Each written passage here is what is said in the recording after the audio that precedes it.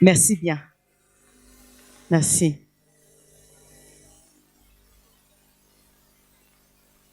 C'est par sa grâce que je suis en vie. C'est par sa grâce que tu es en vie. Et j'aime toujours le passage de Luc 17. Luc 17 nous parle de l'histoire de 10 lépreux qui sont venus vers Jésus. Vous connaissez la situation d'un lépreux. C'est pas difficile à imaginer. C'est vrai que la lèpre a été pratiquement éradiquée de nos jours. Mais on voit quand même des images de ce que c'était la lèpre à l'époque. Et ils sont venus vers Jésus dans leur désespoir. Et ils lui ont dit, est-ce que tu peux faire quelque chose pour nous?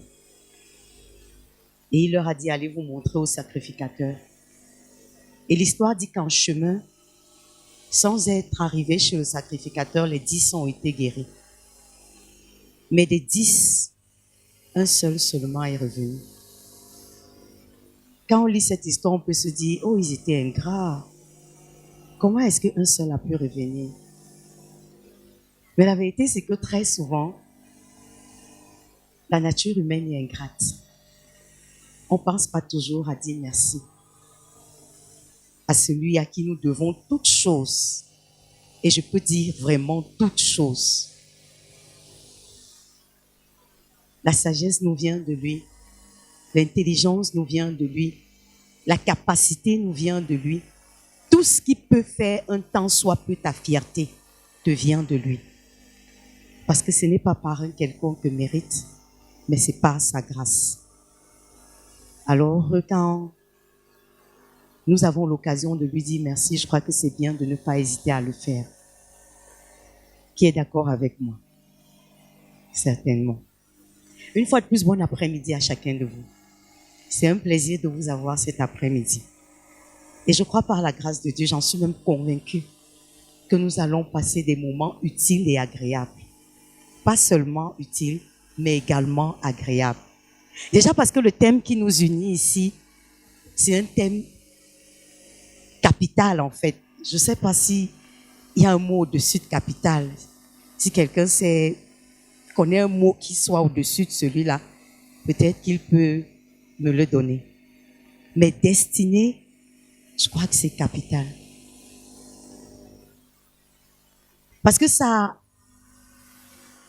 fait appel tout de suite à ce pourquoi tu existes même. Quand on parle de destinée, il s'agit de ton existence. Non seulement sur cette terre, mais également pour l'avenir. Parce que la façon dont tu t'attelles à accomplir cette destinée définit où est-ce que la suite se fera. Pourquoi est-ce que la destinée est importante quand on parle de destinée? Nos destinées, certes, comme nous devons tous le savoir, définies par Dieu. Si elle est définie par Dieu, son accomplissement dépend de nous. Son accomplissement dépend de moi. Son accomplissement dépend de toi. Dieu définit ta destinée dans sa souveraineté. Mais celui qui choisit de l'accomplir selon le plan de Dieu, c'est toi et c'est toi seul. Alors c'est pour ça que je crois que c'est une question fondamentale. Parce que si on vit, si on existe, si on respire, si on monte, si on descend, si on accomplit des choses, si on réalise des choses, sans avoir réglé ce problème, sans s'être rassuré qu'on l'a réglé de la bonne façon, on est passé à côté. Alors c'est pour ça que prendre le temps d'en parler comme on va le faire cet après-midi, je crois que c'est capital. Et je voudrais que quelqu'un sorte d'ici cet après-midi ayant réglé ce problème, ayant pris une décision fondamentale, ayant compris quelque chose de fondamental. La semaine qui vient de s'achever m'a amené à réfléchir encore davantage. Il y a un jeudi qu'on a qualifié de jeudi noir. Je crois que vous avez pour la plupart vu ça sur les réseaux sociaux. Les images que nous ont présentées, les différents accidents qui sont survenus ce jeudi-là. Celui qui m'a le plus marqué, c'est celui dont le bus était coupé en deux par un groumier. Parce que j'ai vu sur l'image le groumier. Et non, c'était même pas un groumier, c'était un camion, mais pas de la taille d'un groumier. Mais il a coupé le bus. Il a coupé le bus en deux. Il y a un autre dont on parlait de 30 morts et plus. Il y a un autre accident. On a parlé d'un accident sur la route de Mpanjok. On a parlé d'un autre à Hawaï. Il y a un autre dont on a dit qu'il n'y avait pas de survivants du tout. Et automatiquement, de telles choses nous amènent à réfléchir. Parce que quand on réalise que ce sont des personnes comme vous et moi sont sorties de chez elles, en disant soit à un parent, soit à un enfant, j'arrive, je serai de retour demain. Il y en a même qui font des allers-retours quand la distance n'est pas trop longue. Et qu'on voit cette fin, il y a lieu de se poser les vraies questions. Encore que si cette fin était vraiment la fin, je crois que ça passerait encore. Si cette fin était vraiment la fin, ce serait plus simple encore. Mais je ne sais pas si je vais dire malheureusement ou heureusement pour plusieurs, cette fin n'est pas la fin.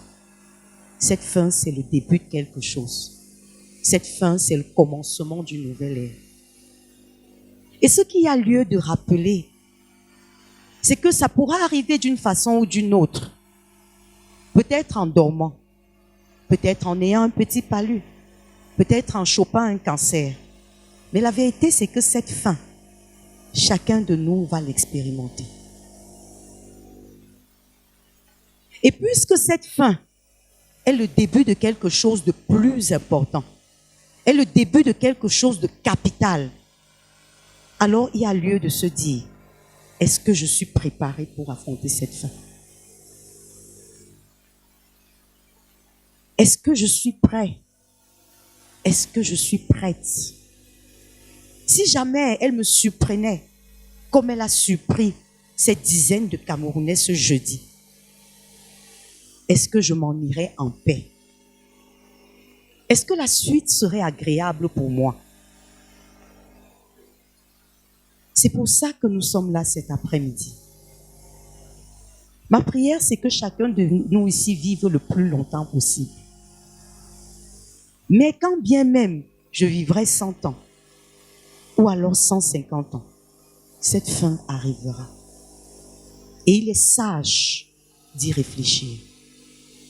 Parler de destinée cet après-midi, c'est parler de ce pourquoi nous existons. C'est parler de comment préparer cette fin inéluctable qui attend chacun de nous. C'est réfléchir. Nous avons parlé de la dernière fois parce que nous sommes à la deuxième partie de notre exposé cet après-midi. La dernière fois, nous avons beaucoup parlé de pensée. Parce que la Bible nous dit, tel un homme pense, tel il est. Et on a même vu que les paroles que nous prononçons, la même Bible dit que c'est de l'abondance du cœur que la bouche parle. Les actions que nous menons sont le résultat d'une pensée que nous avons acceptée. Sont le résultat d'une pensée que nous avons reçue et que nous avons établie en nous comme étant la vérité. C'est pour ça que nous nous sommes dit la dernière fois qu'il est important pour chacun de nous d'être sûr qu'il pense de la bonne façon. Comment se rassurer que tu penses de la bonne façon? Parce que tellement de choses bousculent nos pensées. Nous sommes nés dans un environnement. Nous avons une famille. Nous avons les réseaux sociaux.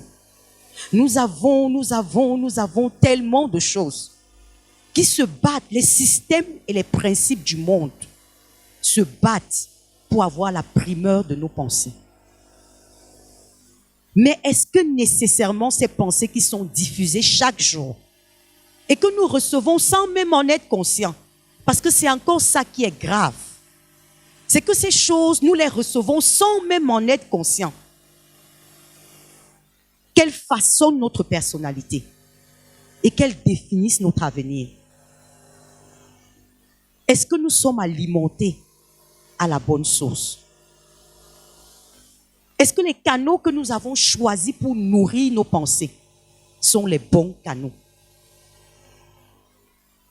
Parce qu'aujourd'hui, on va aller à un autre aspect de notre destinée. C'est la parole. Mais je voudrais que nous revisitions cela, cet aspect de nos pensées, pour être sûr que nous recevons de la bonne nourriture.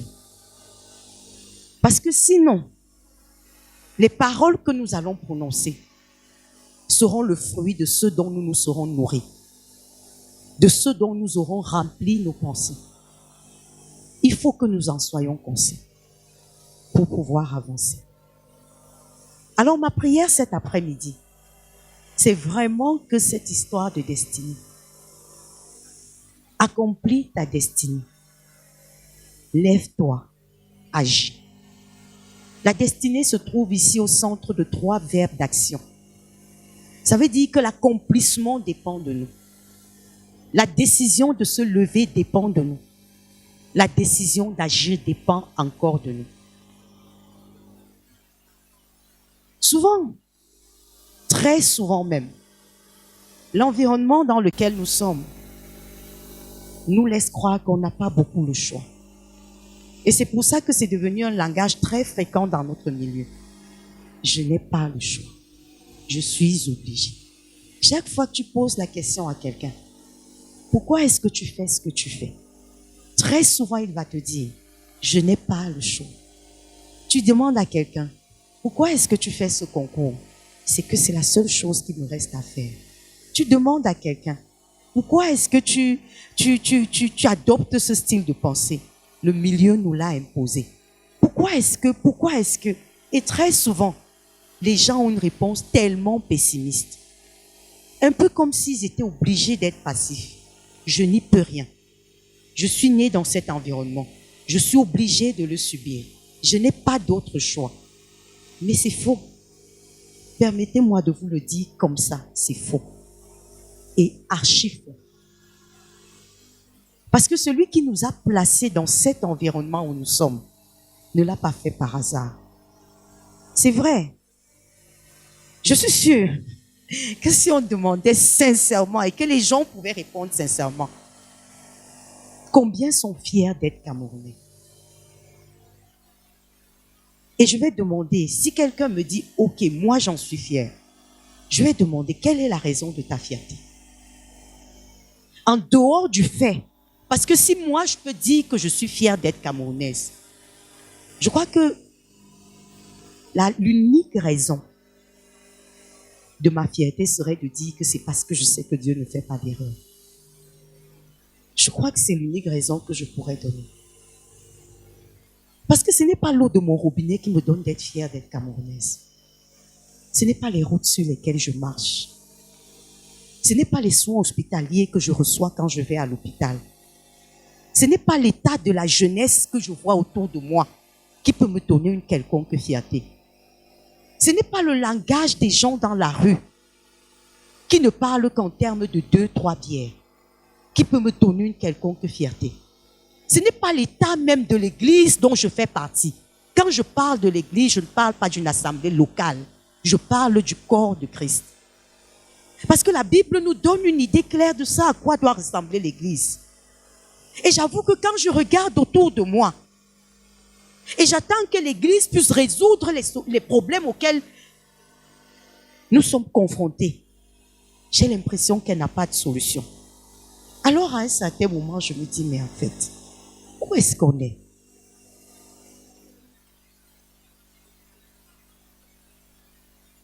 Je ne sais pas si je disais à quelqu'un ici dans la salle, donne-moi 2 raisons, 2 bonnes raisons pour lesquelles tu es satisfait d'être Camerounais. Je sais qu'à un moment, on avait un discours, on se vantait de 2 choses principales dans cette nation. C'était le football et la paix. Mais ces 2 choses nous ont lâchés depuis bien des années. Le football ne nous réjouit plus. La paix est parti. Qu'est-ce qui nous reste?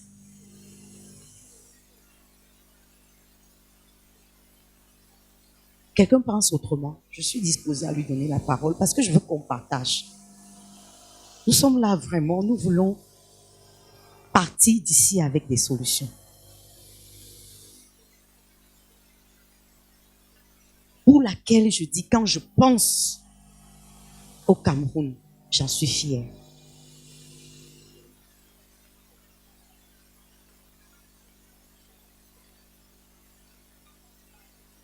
Vous cherchez encore? Vous cherchez encore? Oui. Bonjour, je m'appelle Sorel. Merci de me passer la parole. Je pense que je suis fière d'être camerounaise. Bon, je n'étais pas d'abord fière d'être camerounaise avant.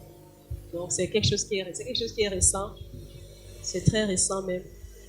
Mais je pense qu'aujourd'hui, en ce jour d'aujourd'hui, du 8 août 2021, je pense que je suis fière d'être camerounaise parce que je crois que Dieu a un destin pour ce pays. Et ce destin est grand, même si je ne le vois pas, même si je ne le sens pas, même si je n'arrive pas à imaginer à partir de ce que je vois.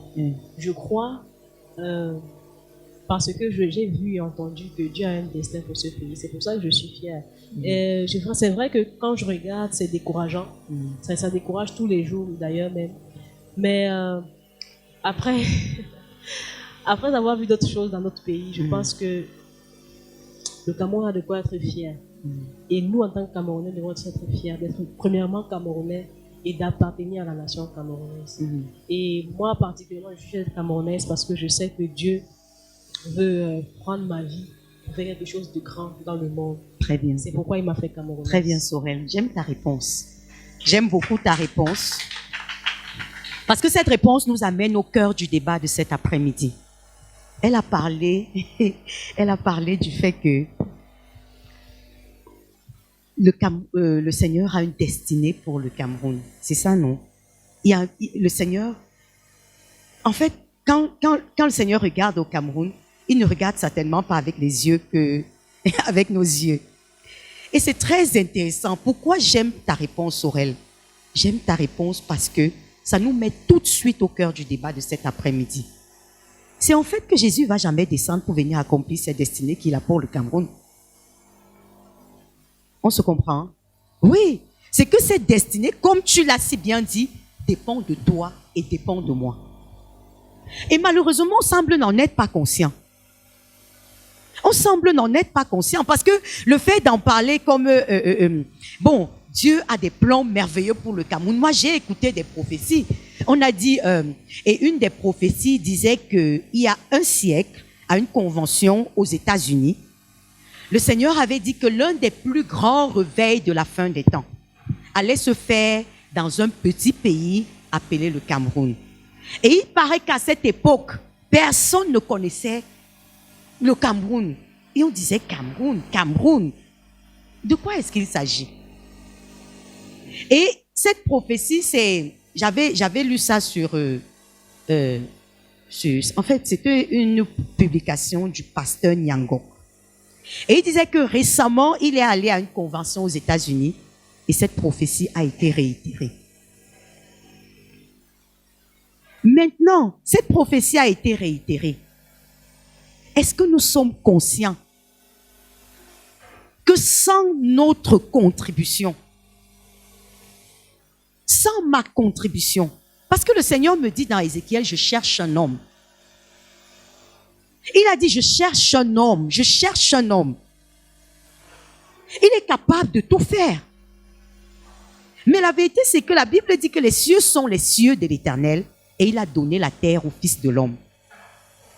Ça veut dire qu'il m'a donné le Cameroun et il te l'a donné.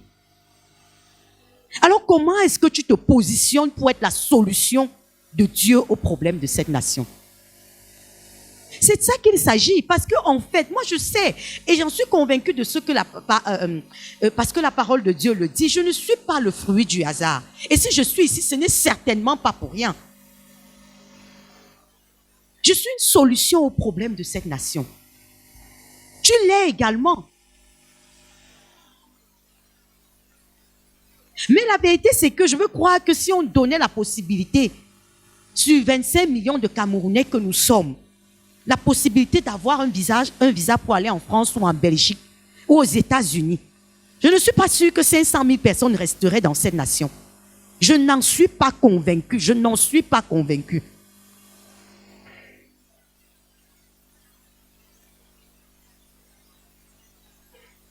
Vous êtes convaincu du contraire? Que si l'opportunité vous était donnée de partir d'ici la fin de la semaine prochaine, les rues de cette nation ressembleraient à quoi? À un désert. Parce qu'en fait, tout le monde ne pense qu'à ça. Et ceux qui partent sont comme les plus chanceux, les heureux, les valeureux. C'est pas qu'il se soit fondamentalement mauvais de partir. Non, c'est pas ça que je dis. Mais partir dans l'état d'esprit de fuir une situation, ça veut dire qu'il y a des choses qu'on devrait comprendre qu'on n'a pas compris. On peut partir, mais avec quel état d'esprit? On se comprend? En fait, je voulais simplement, c'était pour planter le décor. Et pour qu'on s'accorde sur le fait que il y a un problème réel dans cette nation. Il y a un problème réel dans cette nation. Et je crois que la solution, sans prétention aucune, je crois que la solution à ce problème, je la détiens, tu la détiens.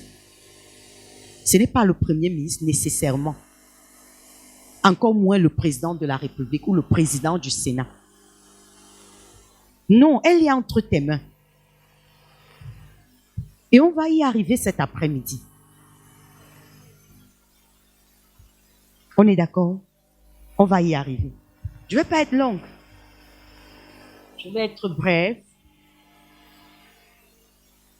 par rapport à notre entretien cet après-midi. Je vais être brève.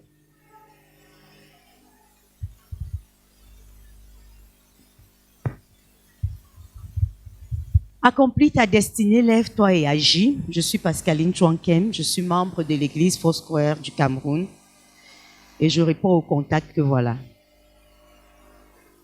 Maintenant, nous parlions de parole cet après-midi. Après la pensée, c'est la parole. Quel est le poids de la parole? Jean 1 nous fait comprendre que la parole a un tel poids aux yeux de l'Éternel, au point où il s'identifie à sa parole. Jean 1 dit au commencement était la parole était avec Dieu et la parole était Dieu. Alors quand on réfléchit à la pertinence d'un tel propos, que Dieu aille, ça, on peut encore admettre qu'au commencement était la parole, on peut encore admettre que la parole était avec Dieu. Mais maintenant, quand on dit la parole était Dieu, la parole était Dieu. C'est ça que la Bible dit. Ça fait réfléchir. Comment Dieu peut s'identifier à la parole? Combien est lourde cette parole à laquelle Dieu s'identifie? La parole était Dieu. Et la Genèse ensuite nous montre combien importante est cette parole. Parce que quand dans Genèse 1, par exemple, vous me suivez, non? On est ensemble? Ok. La tête là que Dieu nous a donnée, il a bien fait. Donc, ça veut dire qu'avec ou sans les supports, on avance. Voilà. Donc, quand dans Genèse 1, le Seigneur nous fait comprendre, au commencement, Dieu créa le ciel et la terre. Et Dieu dit. On réalise que la lumière soit et la lumière fut. Dieu n'a pas pris un matériel de quelque part pour former la lumière. Je ne sais pas s'il était assis. La Bible nous dit que Dieu est esprit. Alors, on ne sait pas quelle était la position dans laquelle il était. Mais la Bible nous dit dans Genèse qu'au commencement, la terre était informe et vide. l'Esprit de Dieu se mouvait au-dessus des eaux et Dieu dit que la lumière soit et la lumière, que la lumière soit et la lumière fut. On va voir une succession de Dieu dit. On va voir une succession de Dieu dit. Parce qu'il a dit tellement de choses. C'est comme on peut être dans cette salle et que je dise que cette salle se remplisse de chaises, par exemple. Et sans que personne descende l'escalier pour aller porter une chaise, des chaises apparaissent. Vous allez trouver ça bizarre. Oui, naturellement, l'esprit humain va trouver ça bizarre. N'est-ce pas? Parce que d'aucuns sont allés jusqu'à dire en fait que les miracles n'existent plus. Le temps des miracles est passé. Donc si quelqu'un commandait la venue des chaises dans cette salle, que cette salle soit pleine de chaises. Ou alors, que sur ce plancher poussent des fleurs et que les fleurs poussaient. Vous croyez que la seconde d'après, il y aurait encore une personne dans cette salle?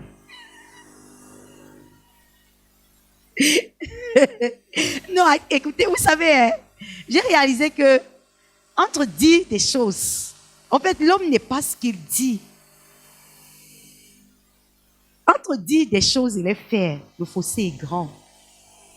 J'ai réalisé cela. C'est facile de faire certaines affirmations.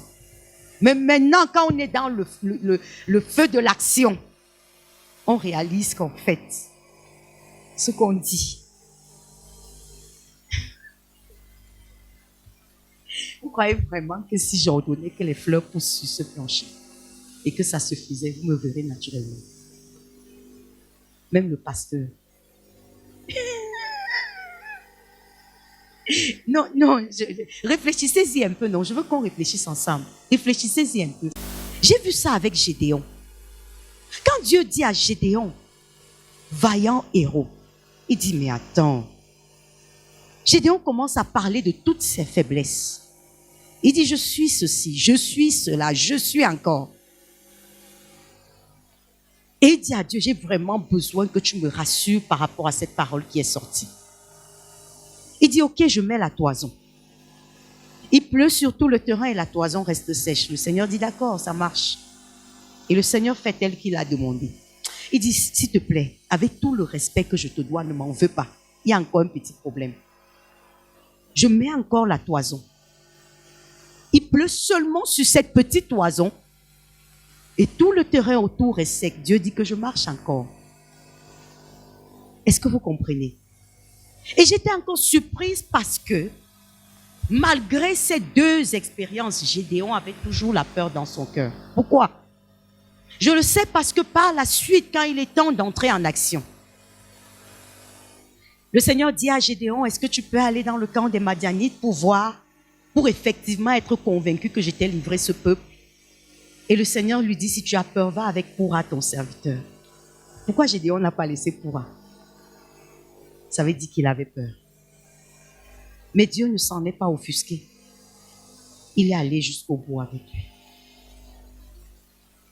Alors, je crois cet après-midi.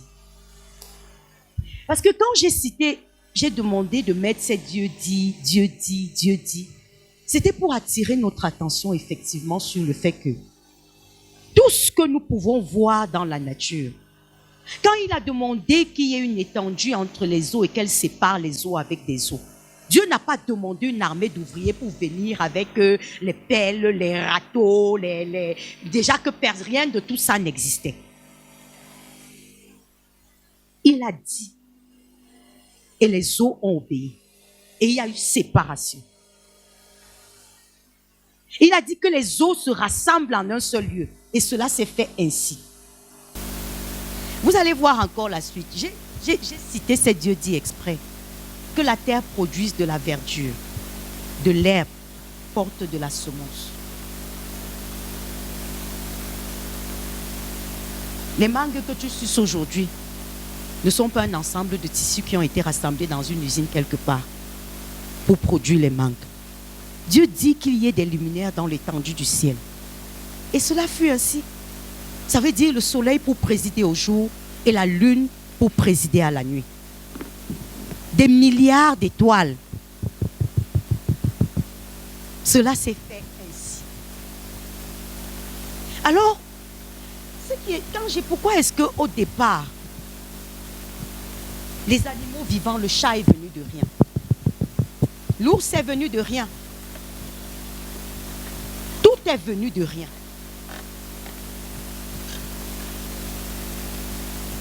Est-ce qu'on se comprend? Pourquoi est-ce que je le dis?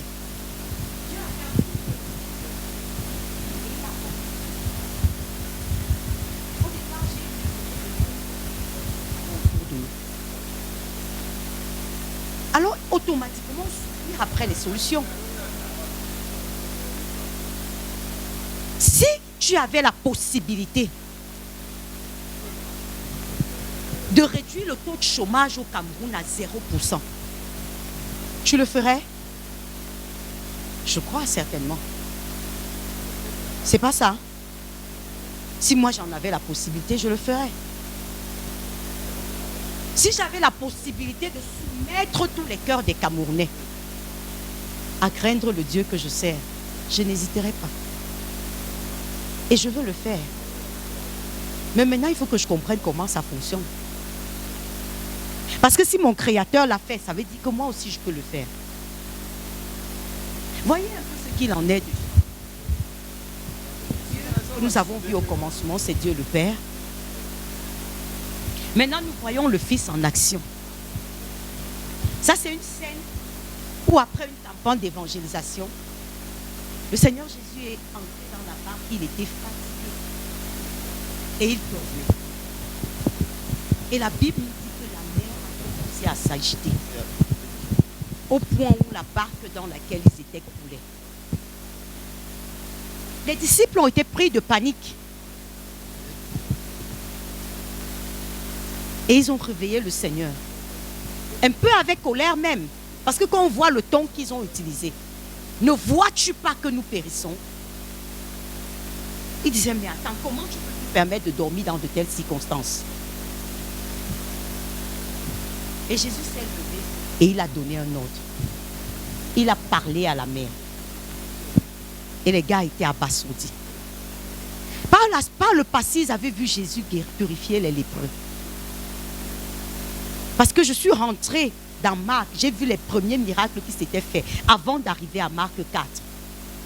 Et j'ai vu que Jésus avait guéri un homme qui avait la main sèche. J'ai vu que Jésus avait guéri un lépreux. Mais ce miracle, vous savez, on dit à miracle et miracle. Est-ce qu'on se comprend?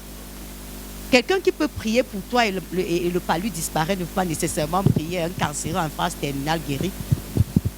On est d'accord avec ça? C'est un autre niveau de puissance.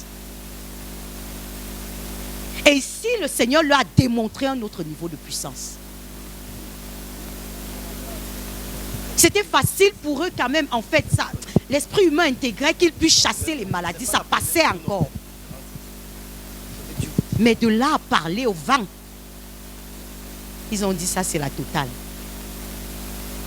Quel est donc celui-ci à qui même le vent et la mer obéissent? Voilà celui qui vit en toi.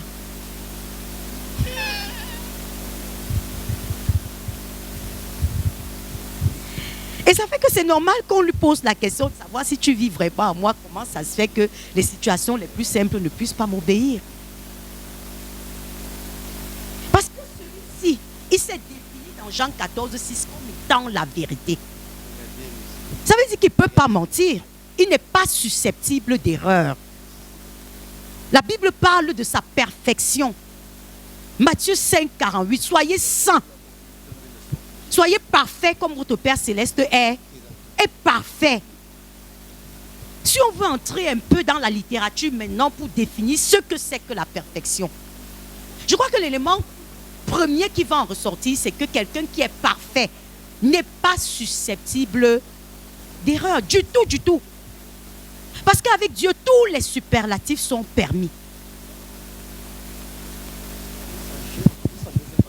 Et il a dit que si toi, tu crois en moi, tu feras de plus grandes choses que Alors qu'est-ce qui se passe?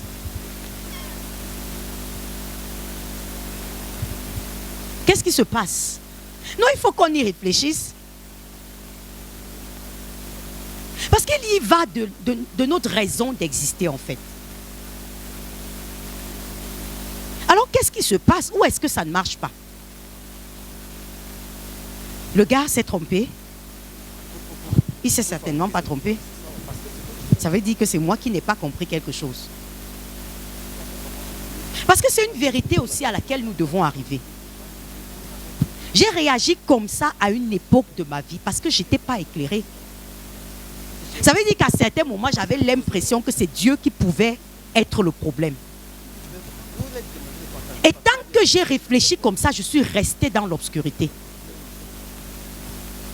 Mais malheureusement, beaucoup de chrétiens aujourd'hui pensent encore comme ça. Qu'il peut arriver que Dieu soit le problème. Et très souvent, ils s'en prennent à ce Dieu-là. Comment et pourquoi ça ne marche pas? Mais il est question pour nous cet après-midi de réaliser que Dieu ne peut jamais être le problème. S'il y a un problème quelque part, le problème c'est moi, le problème c'est toi. Et Dieu qui est le solutionneur par excellence est prêt à solutionner ce problème. Mais est-ce que tu veux même le voir résolu? Est-ce que tu es conscient que ce problème doit être résolu? Il doit être résolu. Il doit être résolu. On se comprend? Dans Luc 7, on voit une autre démonstration de puissance de Dieu. Il n'avait rien à prouver à personne. Il vivait simplement.